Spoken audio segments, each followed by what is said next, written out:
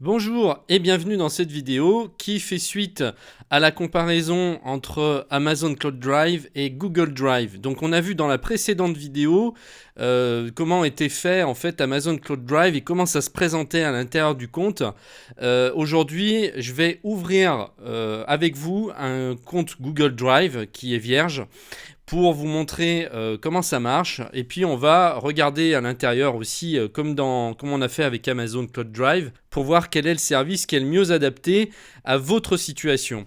Alors donc si vous n'avez pas de compte Google Drive, vous pouvez en ouvrir un gratuitement. Donc vous savez que du moment que vous avez un compte Google, il n'y a pas besoin d'en rouvrir un autre, puisque toutes les applications sont à l'intérieur même de ce compte Google. Donc là, une fois que vous êtes connecté par exemple à votre compte Gmail ou à une autre application Google, il suffit de cliquer ici là, sur la petite icône d'application Google. Et là, vous avez Google Drive qui est ici et vous allez cliquer dessus. Voilà, donc d'entrée de jeu, on nous dit un coffre-fort pour tous vos fichiers. Profitez gratuitement de 15 Go pour stocker vos photos, vos documents et bien d'autres fichiers. On va regarder ce qu'on nous dit ensuite. Facilitez l'accès à vos fichiers tout en les protégeant. Sauvegardez vos éléments importants, photos et vidéos, mais aussi factures et documents, et consultez-les sur tous vos appareils. Organisez facilement vos éléments. Glissez-déposez des fichiers dans des dossiers pour les organiser en quelques secondes et partagez vos contenus pour collaborer. Donc on peut ensuite regarder la vidéo, la présentation, donc je ne vais pas le faire évidemment ici, mais vous pourrez la regarder si vous souhaitez. Et maintenant je vais accéder à Drive. Donc on a également une interface épurée à la Google. Ce qu'il y a, c'est que moi, j'ai utilisé déjà un compte Drive, j'en l'utilise d'ailleurs assez régulièrement. Et ce que je peux dire, c'est que entre les deux services, donc entre Amazon et Google, il y a plus de fonctionnalités dans Google Drive. Là, on n'a pas en fait de stockage illimité, puisque si on veut plus d'espace, là on a 15 Go gratuit, mais si on veut acheter plus d'espace, on va cliquer ici et on va regarder les tarifs. Donc vous avez vos 15 Go gratuits, et ensuite si vous voulez passer à l'offre au-dessus, vous allez passer à 100 Go et ça va vous coûter 2 $ par mois, donc ce qui fait à peu près 24 $ par an pour 100 Go. Et puis si vous voulez plus, donc 1 Tera, on est au même tarif que Dropbox qui propose exactement le même prix, donc 10 $ par mois, ce qui fait du 120 $ par an pour 1 Tera. Voilà, donc là vous voyez déjà qu'on est ici au double du prix d'Amazon Cloud Drive, qui lui propose 60 $ par an pour de l'illimité en plus. Donc là on sera limité à 1 Tera. Mais comme je le disais dans la précédente vidéo, il ne faut pas seulement regarder le fait que le stockage soit illimité, il faut regarder ce que vous allez en faire si vous avez vraiment besoin d'un stockage illimité, parce que c'est pas dit. Si vous avez peu de fichiers ou si 1 Tera vous suffit amplement, ou même 100 Go, c'est peut-être mieux de se tourner sur l'offre de Google. Donc là, pour vous décider, je vais vous montrer, on va faire le tour un peu du service et puis ensuite vous saurez peut-être quoi faire. Donc à première vue dans le menu, on se dit bon, ça a l'air d'être à peu près comme Amazon Cloud Drive, il n'y a pas tellement plus d'onglets. Pas tout à fait, parce que vous allez voir, déjà la différence qu'il y a, c'est que Google a ses propres applications. Donc là, si je clique par exemple sur Nouveau, j'ai moyen de créer un document Google Docs, Google Sheets ou Google Slides. Je peux même avoir encore plus d'applications ici avec Google Forms qui permet de créer des formulaires, Google Drawings et Google My Maps. Donc vous voyez, vous avez déjà des applications intégrées à l'intérieur même de Google. Donc vous savez, Google Docs et Google Sheets, en fait, c'est la même chose que Microsoft Word pour les docs. Et là, ça remplace Excel, mais version Google. Donc là, par exemple, je vais essayer d'ouvrir un Google Sheets pour vous faire voir.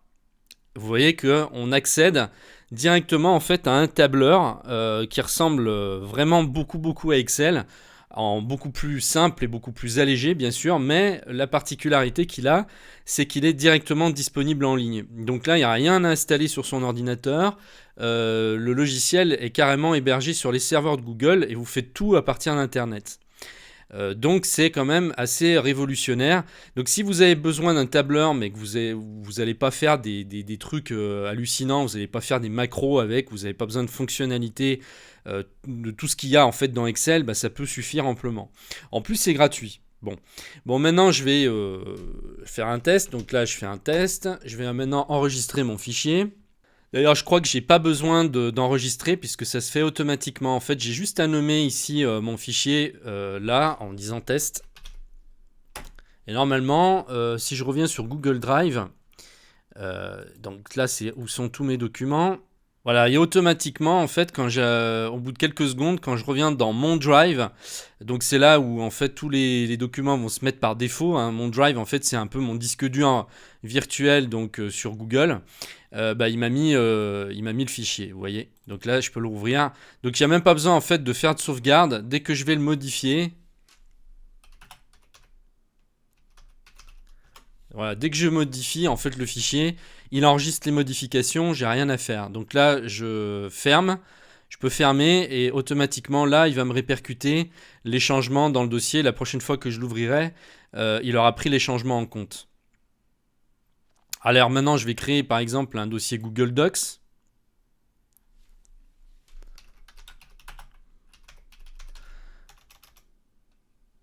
Donc là, bah, j'arrive plus à écrire Google, moi.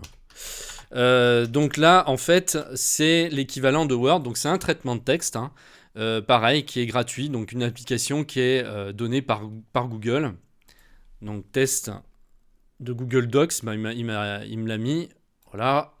Maintenant, si je retourne dans mon Google Drive, donc l'onglet qui revient sur le stockage, là en ligne, j'ai bien mes deux fichiers. Donc j'ai même pas besoin de sauvegarder. C'est quand même génial.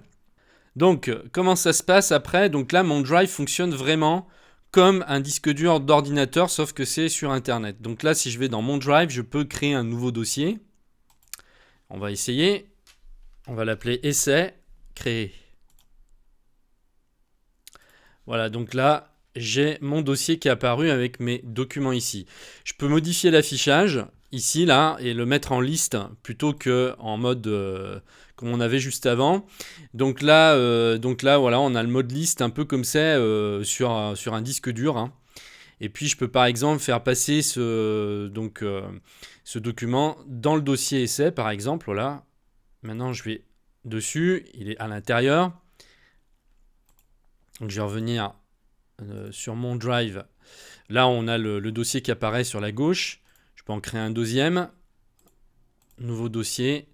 On va l'appeler deuxième dossier. Créer. Voilà, il apparaît aussi ici, vous voyez. Voilà. Donc maintenant, qu'est-ce qu'on peut faire? On peut importer des fichiers. Donc là, je vais importer des fichiers de mon ordinateur, de mon disque dur. Par exemple, là, eBooks, booster vos ventes. Je vais prendre celui-ci. Ouvrir, c'est un fichier PDF. Voilà, donc là, il me l'a importé. Aucun problème. On a un dossier qui est dédié pour les photos, exactement comme sur Amazon Cloud Drive. Donc si je vais ici, je vais avoir toutes les photos qui ont été importées de mon compte Google. Admettons que je veuille partager un fichier, par exemple, ou un dossier aussi, hein, c'est possible. Je me mets sur le fichier en question. Et là, je vais cliquer sur le bouton plus ici, là. Et ensuite, je vais rentrer l'email en fait de la personne avec qui je veux partager le fichier.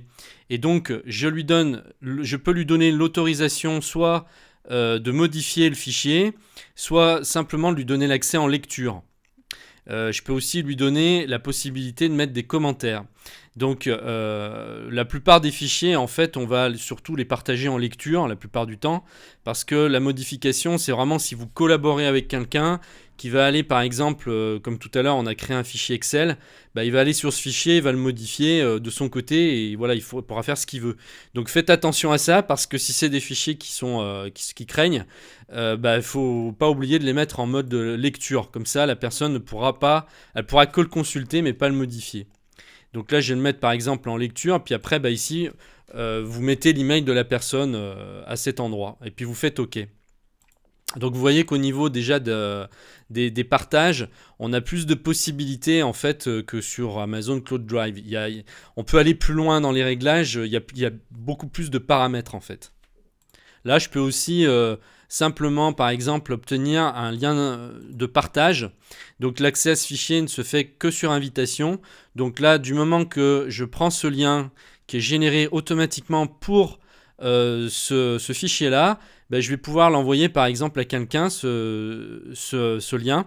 Et dès que ben, je l'envoie, par exemple par email, il va pouvoir y accéder dès qu'il va cliquer dessus. Donc vous voyez, c'est super pratique parce que du coup, on peut partager ces fichiers d'un coup, comme ça, en un seul clic. Hop, c'est encore plus rapide qu'ici. Puisque là, on n'a même pas besoin de mettre des options de partage. Là, c'est vraiment pour envoyer le fichier tel qu'il est sans avoir besoin de rentrer dans les paramètres.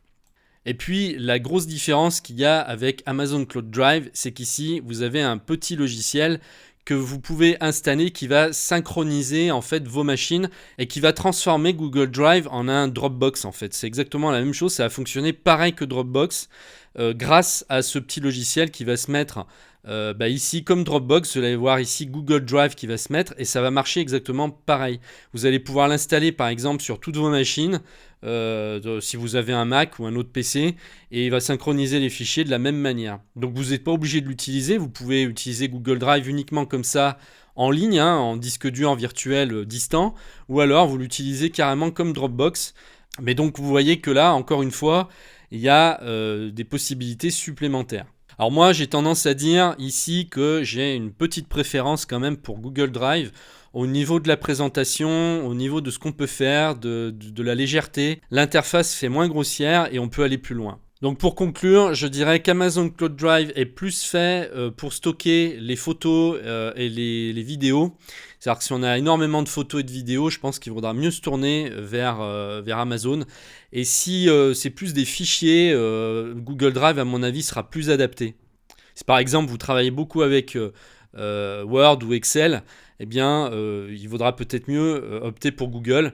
En plus, là, on peut transformer, c'est-à-dire qu'à chaque fois qu'on a un fichier Excel, on peut l'importer et il va le transformer en Google Sheets ici. Et inversement, on peut prendre un Google Sheets, par exemple, et le transformer en fichier Excel. On peut prendre un fichier Docs et le transformer en fichier Word. Voilà pour ce petit tour sur Google Drive. Si vous ne connaissiez pas ou que vous n'aviez pas ouvert de compte, moi je vous conseille d'y aller. En plus là on peut, hein. C'est pas comme sur Amazon où l'offre est encore pas vraiment déployée et où il n'y a pas beaucoup d'utilisateurs qui peuvent accéder à l'offre. Ici tout le monde peut y aller, en plus c'est gratuit, il y a 15 gigas. Donc allez-y, faites-vous votre idée, essayez-le. Et je pense que vous le trouverez comme moi assez agréable. Vous pourrez déjà stocker des fichiers dessus, les partager, vous allez certainement l'utiliser après quotidiennement. Donc si vous n'avez pas de compte Google, il suffit d'aller sur Google et puis de taper Google Drive et ensuite automatiquement il va vous demander de créer un compte et puis vous allez arriver sur cette interface en quelques minutes. Je vous remercie de m'avoir suivi et puis je vous dis à très bientôt dans une prochaine vidéo. Au revoir.